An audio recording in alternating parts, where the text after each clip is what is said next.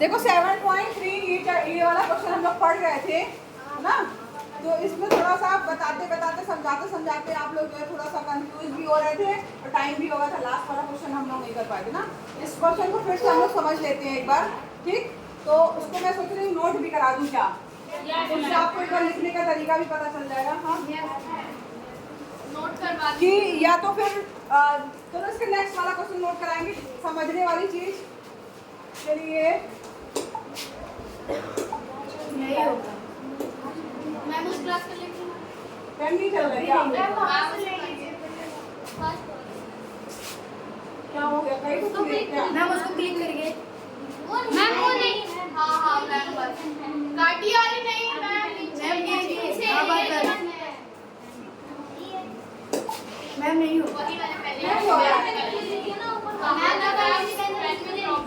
Ma'am pencil ले लीजिए।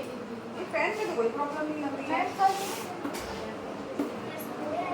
Ma'am जो ऊपर से कट करने की नहीं वही वाली पेंसिल ले लीजिए। Yes ma'am. अरे मैम इधर मालूम है, थोड़ा धैर्य रखो।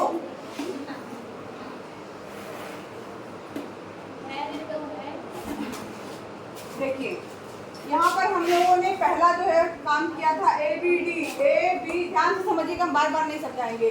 ABD यानी ये वाला त्रिभुज आपका हो गया, ठीक। और ADC यानी ये वाला ACD यानी ये वाला त्रिभुज। इन दोनों त्रिभुज में जो तीर के निशान के जैसे दिख रहे हैं, इसमें आप देखेंगे कि ये भुजा इसके बराबर है, दिया हुआ है प्रश्न में। और क्या, ये भुजा इसके बराबर है, ये भी दिया हुआ है प्रश्न में, ठीक। और ये भुजा क्या है? उभयनिष्ठ है। तो ये भुजा भुजा भुजा से जो है क्या हो जाएंगे? दोनों त्रिभुज सर्वांग। किस आधार पर हो जाएंगे? भुजा भुजा, ठीक है। भुजा भुजा भुजा यानी S प्रमेय से सर्वांग समता की प्रमेय से है ये सर्वांग सम हो जाएंगे। जब ये सर्वांग सम हो जाएंगे तो ये वाला एंगल ये वाले एंगल के बराबर हो जाएगा, ठीक है। यानी ये इसको मान लीजिए हम 1 दे रहे हैं, इसको 2 दे रहे हैं, तो इसके अनुसार एंगल 1 बराबर का हो जाएगा एंगल 2, ठीक। नेक्स्ट आपका दिया गया है ABP यानी बड़ा वाला त्रिभुज, ये वाला त्रिभुज, ये जो लंबे जैसे दिख रहे हैं ना, इन दो त्रिभुज को लेते हैं। इसमें आप देखेंगे, इसमें आप देख रहे होंगे कि ये भुजा इसके बराबर, ठीक। और क्या था? इसमें भुजा कोण भुजा था और ये कोण इसके बराबर, ये भुजा उभयनिष्ठ। इस त्रिभुज और इस त्रिभुज की बात कर रहे हैं, बीच की लाइन गायब कर दीजिए। ये वाला त्रिभुज और इस त्रिभुज में ये भुजा इसके बराबर है, ये कोण इसके बराबर है, ये भुजा कॉमन है। कॉमन है, समझ में आ रहा है? तो इसमें कौन सा प्रमेय लगेगा? SAS। इससे जो है भुजा कोण भुजा सर्वांग समता प्रमेय से जो है ये दोनों त्रिभुज क्या जाएंगे? सर्वांग सम। सर्वांग सम जब हो जाएंगे तो क्या हो जाएगा? एंगल जो है ये वाला एंगल इस एंगल के बराबर हो जाएगा। इसको हम 3 और 4 दे रहे हैं। एंगल 3 बराबर एंगल 4। समझ में आया? सबको समझ में आया है? जहाँ समझ में नहीं आया तुरंत पूछ लीजिएगा।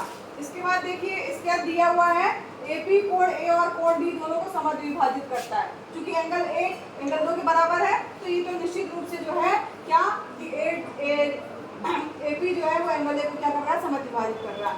1 और 2 बराबर है तो इसका मतलब हुआ A को समद्वि विभाजित कर रहा है। अब ये हमें सिद्ध करना है कि D को भी समद्वि विभाजित कर रहा है, D यानी ये वाला कोण, ठीक। अब ये कोण को समद्वि विभाजित कर रहा है, इसको हमको करने के लिए पहले हमें ये दोनों त्रिभुज जो है इसको सर्वांग सिद्ध करना पड़ेगा, ठीक है। अब इसको सर्वांग सिद्ध करने के लिए कौन सा हो जाएगा? राइट एंगल साइड भी कर सकते हैं, या ये कुछ भी, ये भुजा इसके बराबर, ये उभयनिष्ठ, ठीक। और ये कोण बराबर, ठीक है। तो यहाँ पे ये राइट एंगल साइड एक तरह से कहा जाए, नहीं राइट एंगल साइड नहीं रहेगा, ये कोण इसके बराबर है। तो यहाँ पर AS नहीं लग रहा है, यहाँ पर भुजा नहीं, एक और चीज होगा, हाँ RHS लगेगा इसमें, सही कह रही है, RHS लगेगा। RHS से जो है ये दोनों त्रिभुज जो है वो सर्वांग सम हो जाएंगे, ठीक।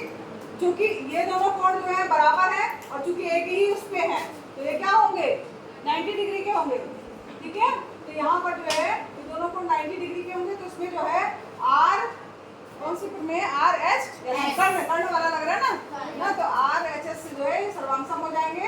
तब तब इसका मतलब हुआ कि ये वाला एंगल ये इस वाले एंगल के बराबर होगा, 5 जो है एंगल 6 के बराबर हो जाएगा। तो इसका मतलब हुआ डी को भी समद्वि विभाजित करता है। ठीक है, समझ में आ रहा है? यहाँ पे ठीक इस वाले में 5 बराबर 6 हो जाएगा। तो इसका मतलब हुआ कि ये डी को भी जो है वो समद्विभाजित कर रहा है। अब एपी रेखाखंड बीसी का लंब समद्विभाजक है।